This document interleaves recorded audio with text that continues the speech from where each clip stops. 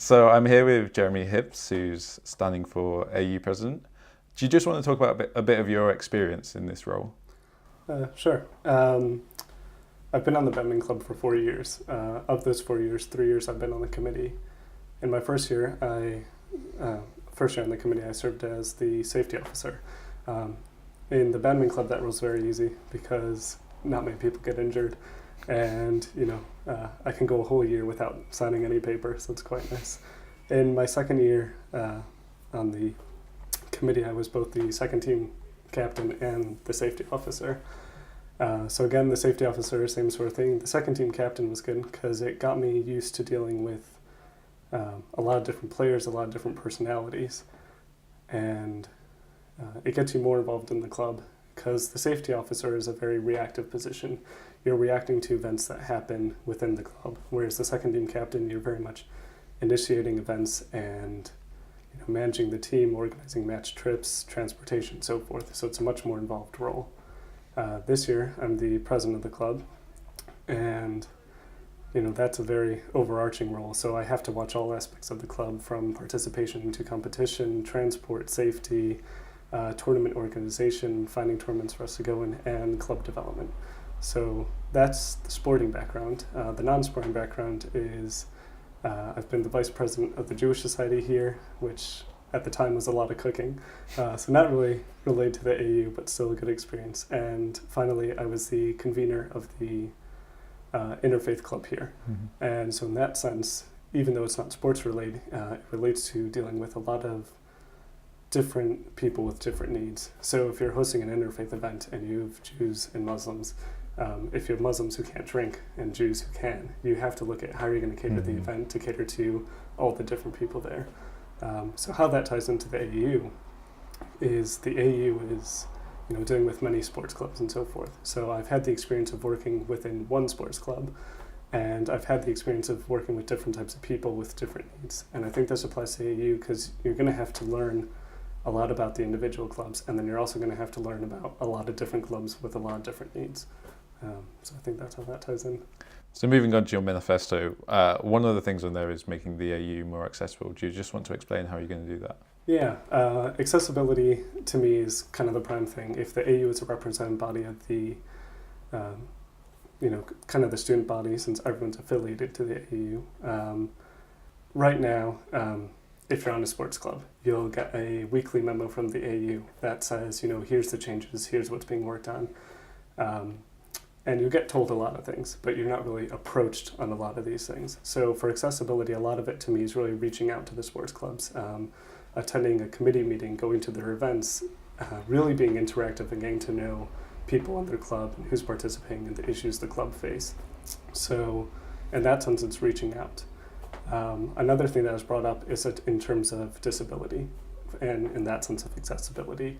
And I think in that, with the redevelopment, and I don't know really if it's been looking into, I've only seen a rough plan, would be to see, how do we make that accessible to make sure a wheelchair can fit in and out of the reception area. Right now, there's one exit gate, but then the other two entrances are very, they're the roll bar type of things, so that can be quite difficult. I don't know.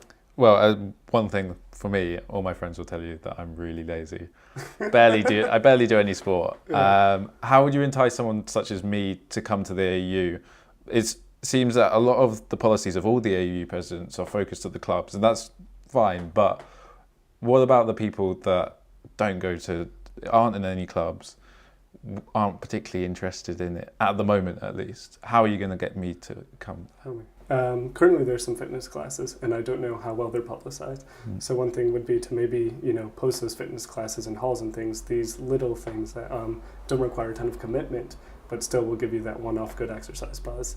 Another thing is I've been considering and looking into a lot of developing hall sport. So that can be in terms of making it a bigger and better thing. Now, of course, I say that's halls, which means you think you have to be in a hall, but at the same time, there's no reason why you couldn't get a residence group in there as well to make sure they're also taking part in sport. And another one of your policies is about transparency. How are you going to do this, and why do you think it's important that the AU is transparent? Since it represents all the sports clubs and all the people involved in sports in the university, one of the key reasons I think it needs to be transparent is that it is responsible to all these people.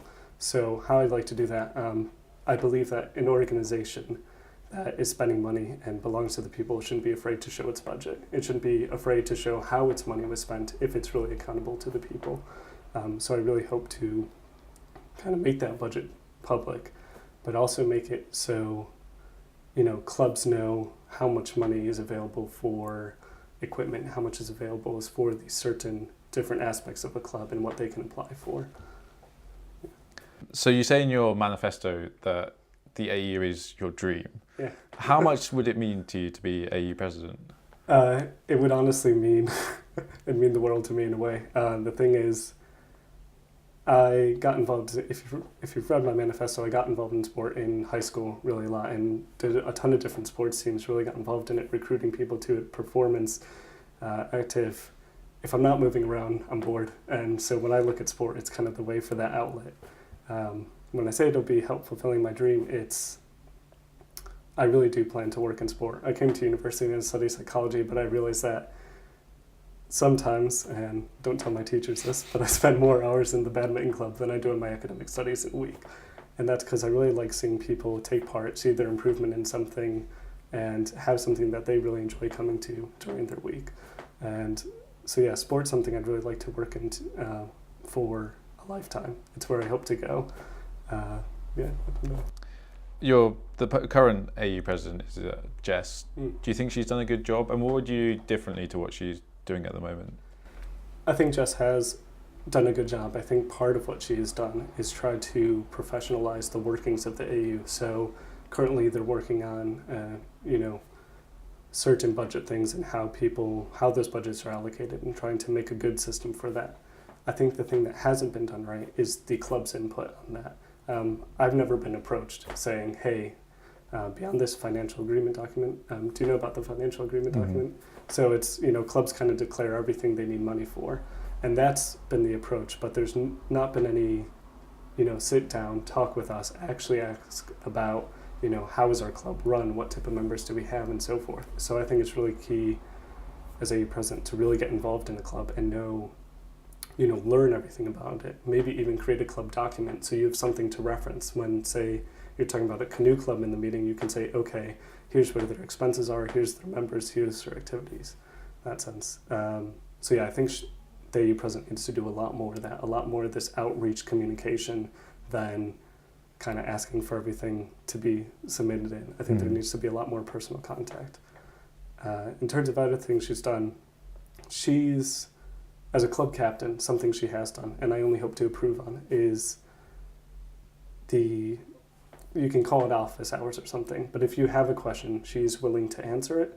But I think one of the things that could be done better is, I wonder why clubs are having so many questions. Has the communication been put forth in the first place such that some of those questions don't need to be answered? So I'd like to really work on communication in the AU and putting more information forward so that old committee members and new can understand. And I also, as a silly idea, to build on it with this clarity thing, is to make, videos or something. We just had a new transport log form, and I thought it'd be funny, but also practical, to put a video out of someone, showing out, here's how you fill out the log form, and have them walking up to a car and be like, I take down the registration.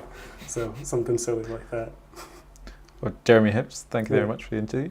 Thank you, Henry. Cheers.